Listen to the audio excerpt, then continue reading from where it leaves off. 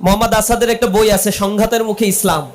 তিনি এই বইয়ের মধ্যে বলেছেন, যদি বিপ্লব করতে হয় তাহলে একটা জাতির মনস্তত্ত্বকে পরিবর্তনের জন্য কালচারাল রিভলিউশন দরকার। আর কোন জাতিকে যদি গোলামির জিঞ্জিরে আবদ্ধ রাখতে হয় তাহলে সে জাতির সর্বপ্রথম তাকে সাংস্কৃতিক আগ্রাসন দিয়ে, কালচারাল হিজিমনি দিয়ে সে জাতিকে ক্লাস করে ফেলতে হবে। এরপরে সে জাতির মনস্তত্ত্বকে ধ্বংস করে দিতে হবে।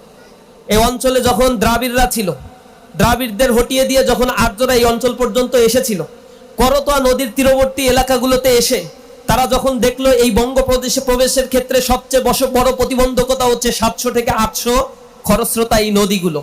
একটা নদী পার হয়ে আরেকটা নদীর কাছে গেলে আমরা সীমানা পার হতে বাধার সম্মুখীন হতে পারি। এই ক্ষেত্রে তারা করতোয়া নদীর উত্তরবঙ্গের ওইখানে তাদের ঘাঁটি গাড়লো। ব্রাহ্মণরা ওইখানে যারা বসবাস করতো সেখানে তারা একতাবদ্ধ হয়ে আর্যদের তারা তাদের ধর্ম প্রচারের জন্য সর্বপ্রথম কালচারাল রিভলিউশনের ডাক তারা দিয়েছিল। এবং ধীরে ধীরে এই অঞ্চলে তারা প্রবেশ করে বৌদ্ধ ধর্মাবলম্বী অন্যান্য ধর্মাবলম্বীদেরকে তারা তাদের ধর্মের দিকে দীক্ষিত করা, তারা কালচারাল একটা পরিবর্তন করে তারা গৌতম বুদ্ধের ছবি পর্যন্ত হিন্দুদের যে সিস্টেম সেই সিস্টেমে তারা ডেভেলপ করে তাদের ধর্মকে মাঝে মাঝে কিছু কিছু রং সং দিয়ে কনভার্ট করার জন্য তারা চেষ্টা করেছে। যখন কালচারালি তারা মানুষের মনস্তত্ত্বের মধ্যে প্রবেশ করতে পারলো তখন সারাশি অভিযান তারা প্রেরণ করে এই টোটাল এরিয়াগুলোকে আর্যরা দখল করে নিয়েছিল। এটা আমাদের গোলামির জিঞ্জিরে আবদ্ধ করার পূর্বতন হিস্ট্রি। যদিও এই আর্যদের হাত থেকে দীর্ঘ লড়াই সংগ্রাম করে এই ভূখণ্ড বারবার আজাদির স্বাদ পেয়েছে, বারবার তারা মুক্তির স্বাদ পাওয়ার পরেও এই আজাদির স্বাদ থেকে তাদেরকে আবার গোলামির জিঞ্জিরে আবদ্ধ করা হয়েছিল। আমরা এই গোলামির জিঞ্জির থেকে রক্ষা পাওয়ার জন্য শত শত বছরের ইতিহাস সাক্ষী। 1500-1600 বছরের ইতিহাস যদি আপনারা ঘাটেন তাহলে দেখবেন এই ইতিহাসের মধ্যে 400-500 বছর পর পরই একটা বড় ধরনের রিভলিউশন সংগঠিত হয়েছে, রক্ত ঝরেছে, জীবন দিয়েছে, এরপরেও তারা পিছপা হয় নাই। এই অঞ্চলের মানুষের ভেতর থেকে এই অঞ্চলের প্রাচ্যের সংস্কৃতি ঋদ্ধ সমৃদ্ধ পুষ্ট এই অঞ্চলের সংস্কৃতিগুলোকে বিদরিত করে দেওয়ার জন্য যখন 1757 সালে ইংরেজরা এই অঞ্চল প্রথম দখল করে নিল, দখল করার পরে তাদের প্রথম টার্গেট ছিল এই অঞ্চলের মানুষের কালচারাল, ভাষাগত এবং একেবারে চিন্তাগত একটা পরিবর্তন ঘটানোর জন্য এখানে শিক্ষার আমূল পরিবর্তন সংগঠিত করে দিতে হবে।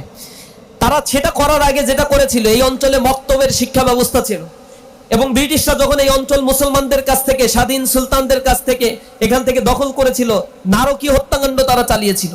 সর্বশেষ মোগল সম্রাটের সামনে সকালবেলা খাবারের ট্রে নিয়ে আসছে, সেই ট্রের মধ্যে তার 2 ছেলের আর 1 কন্যা সন্তানের মাথা মস্তক কাটা অবস্থায় ট্রেতে করে ঢেকে নিয়ে এসে মুঘল সম্রাটের সামনে তারা পেশ করছে। এমন নারকীয় তাণ্ডব তারা চালিয়েছিল। এরপর তারা এখানে ক্ষমতা দখল করার পরে তারা বাংলার মানুষদেরকে পছন্দ করতো না।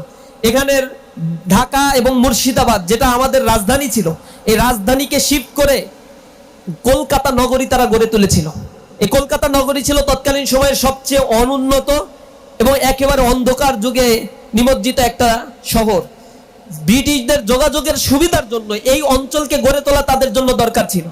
তারা ঢাকা থেকে এবং মুর্শিদাবাদ থেকে সকল সম্পদ দিয়ে কলকাতা নগরীতে শিফট করলো।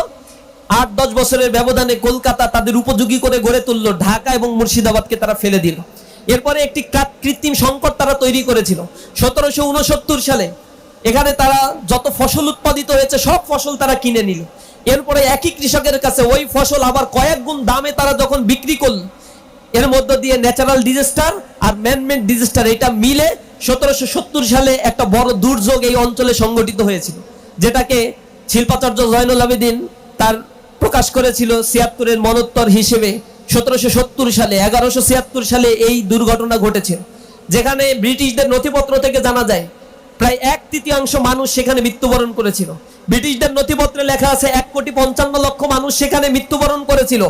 আর বেসরকারি হিসেব অনুযায়ী এখানে প্রায় 2 কোটি মানুষ সেদিন অর্ধাহারে অনাহারে না খেতে পেরে মৃত্যুবরণ করেছিল। যারা জীবিত ছিল নিউট্রিশনের অভাবে তারাও ধুকে ধুকে জীবন পার করছিল।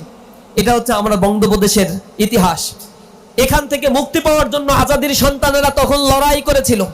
সেখানে তারা ব্রিটিশদের তক্তপোষের বিরুদ্ধে এই বঙ্গপ্রদেশ থেকেই প্রথম তারা তাদের বিদ্রোহের দানা বেঁধে উঠেছিল। তারা বিপ্লবী স্লোগান দিয়েছিল, পরিবর্তনের ডাক মানুষের কারণ করে পৌঁছে দেওয়ার জন্য তারা আজাদির ডাক দিয়েছিল। সে আজাদির নেতৃত্ব ছিল ফকির মজনু শাহ, যিনি অল্প কিছু মানুষ নিয়ে এই আন্দোলনের সূত্রপাত ঘটিয়েছিলেন। পরবর্তীতে অল্প কিছু দিনের ব্যবধানে সেই সংখ্যাটা সন্ন্যাসীদের সাথে নিয়ে ফকির সন্ন্যাসী বিদ্রোহ এক বিশাল এক বিদ্রোহে পরিণত হলো, যা ব্রিটিশদের জন্য রীতিমতো একটা থ্রেটের কারণ হয়ে দাঁড়ালো। তারা রেড টেররের তালিকায় ফকির মজনু শাহর নাম লিখে ফেললো, তাকে হত্যা করার জন্য অভিযান প্রেরণ করলো।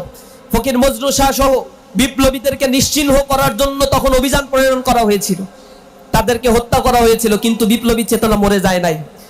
যুগে যুগে এই বিপ্লবীরা বেঁচে থাকে। তারই পথ ধরে হাজী শরীয়তুল্লাহ দুদু মিয়া, এই অঞ্চলে তাদের জন্ম হয়েছিল। তারা আজাদির সন্তানেরা লড়াই করে গিয়েছে।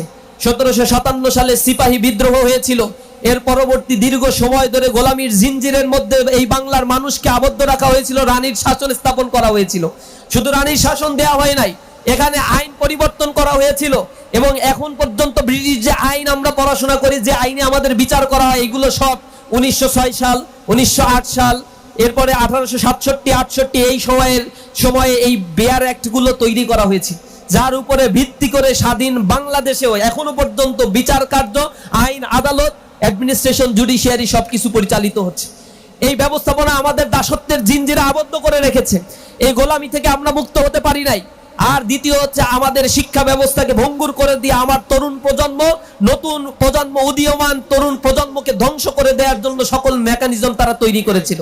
এর সাথে যুক্ত হয়েছে দীর্ঘ সময়ের ভারতীয় আধিপত্যবাদের একটি নীল নকশা। ভারতীয় আধিপত্যবাদ যখন আমাদের সাথে 1947 সালে দেশ বিভক্ত হওয়ার কথা ছিল, তখন বাংলার এই অঞ্চলের মানুষেরা স্বাধীনতা চেয়েছিল।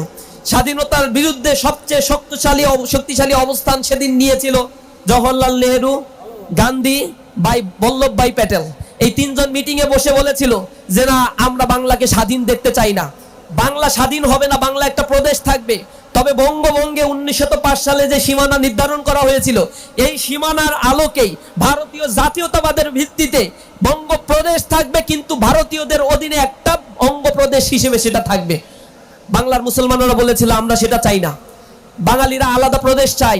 অথবা দীর্ঘ সময় ধরে যে দাঙ্গার কারণে, সালিম দাঙ্গা, নোয়াখালী রায়টের মধ্য দিয়ে হাজার হাজার মুসলমানদেরকে, হিন্দুদেরকে হত্যা করা হয়েছিল। মুসলমানরা একটা সেপারেট ভূখণ্ড চায়, ভারতের তৎকালীন নেতৃত্ব সেই ভূখণ্ড চায় নাই।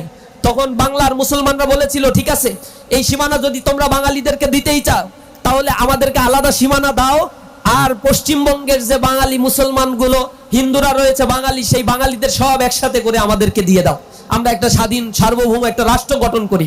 তারা সেখানে রাজি হয় নাই।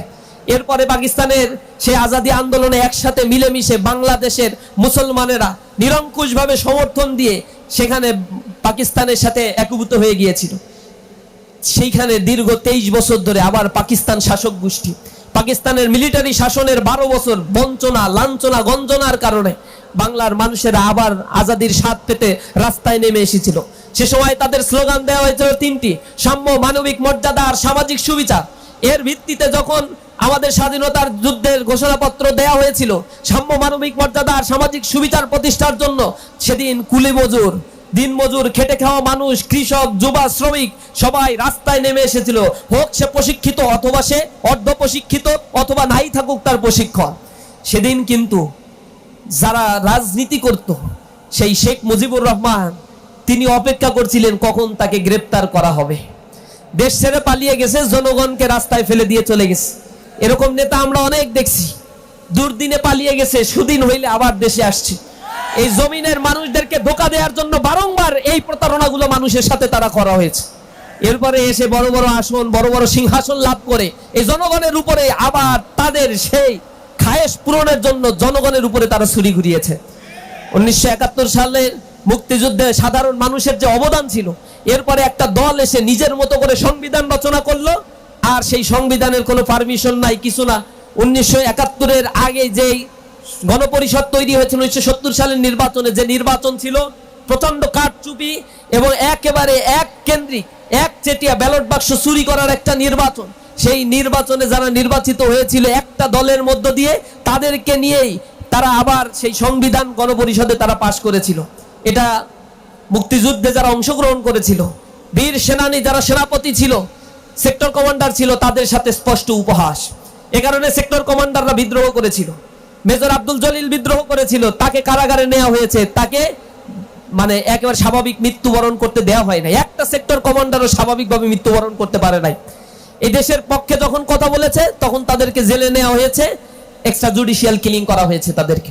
এটা ছিল এই দেশের ইতিহাস, যে ইতিহাসগুলো শুনতে দেওয়া হয়নি, বলতে দেওয়া হয়নি। যারা আমরা বলেছি তাদেরকে কারাগারে অন্ধকার প্রকোষ্ঠে আয়না ঘরে নিক্ষেপ করা হয়েছিল, জুলুম নির্যাতন করে মুখ বন্ধ করা হয়েছিল, মিডিয়া ট্রায়ালের মাধ্যমে আমাদেরকে আলাদা করে দেওয়া হয়েছিল, জাতির মধ্যে একটা ফিতনা ফ্যাসাদ আর বিভাজনের রাজনীতি তৈরি করে দেশকে এগিয়ে যেতে দেওয়া হয় নাই।